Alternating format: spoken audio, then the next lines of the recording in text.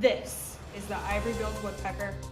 It lived in lush, green, swampy forests across the southeastern U.S. It spent its days foraging for beetles and excavating its cavity nest inside a dead tree. A truly majestic bird, 2 feet long with a beautiful toy trumpet call, echoing high into the canopy.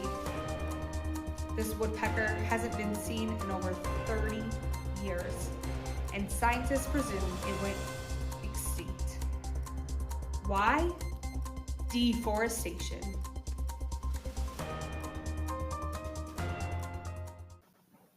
There is no one reason for deforestation, but the main reason is clearing land for agriculture and pastures. Building roads is also a main reason for deforestation. While the roads don't cause an extreme amount of deforestation, they often lead to untouched forests. The plentiful amount of shrubbery brings in loggers who continue to chop them down. This is one of the ways that deforestation happens. After the loggers come through and clear out the trees, farmers move in and clear the area of the remaining tall grasses and bushes, using the slash and burn method. This method is when existing vegetation is cut down and burned off before new seeds are planted. Although deforestation is bad, it can have some good benefits. There are many natural resources that can be acquired through logging and chopping down wood. Many of these resources, such as timber, help build communities, bridges, and cities. Also, by clearing land, buildings such as schools and hospitals can be built on the land. Lastly, by chopping down trees, it provides more space to acquire more resources, such as mining space. But we aren't the only ones in this world. Other animals call these forests home.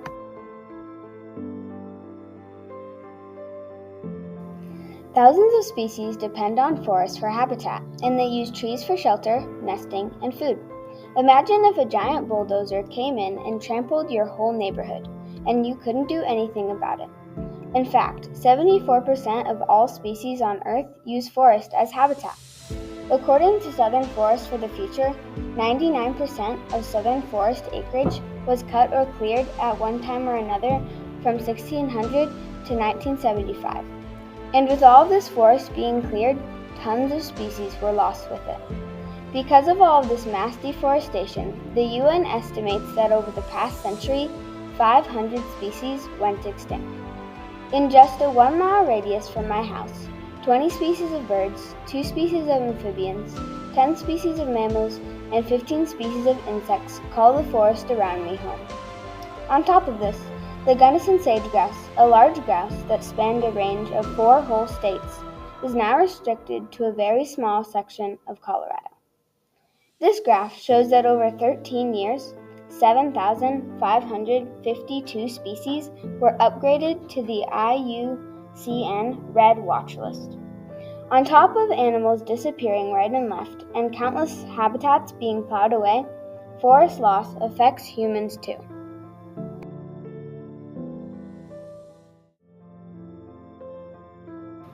Believe it or not, deforestation can lead to an increased risk of natural disasters like floods and landslides. Cutting down trees, especially on hillsides, destabilizes the dirt and makes it separate. As a result, that destabilized dirt falls, destroying everything in its path. Forests are also crucial to absorb large amounts of rainfall when they inevitably happen. Things like farmland and concrete cannot absorb or drain water as well, so flooding happens in cities where it wouldn't in forests. And when the water from the cities drains into forests, it brings all of the chemicals from the cities to nature and pollutes the land around it. But it's not all bad. There are solutions to this problem, too.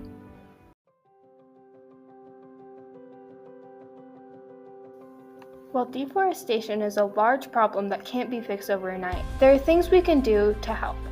Governments across the world have implemented forest protection laws and taken part in international agreements to stop deforestation, such as the Paris Agreement and the 30x Initiative. Individuals can also do their part by consuming sustainably sourced products such as wood products, meat, palm oil, grains, and other crops. These ideas may seem slightly far-fetched and unlikely to make much difference, but there are actually many stories across the planet of people coming together to save the trees.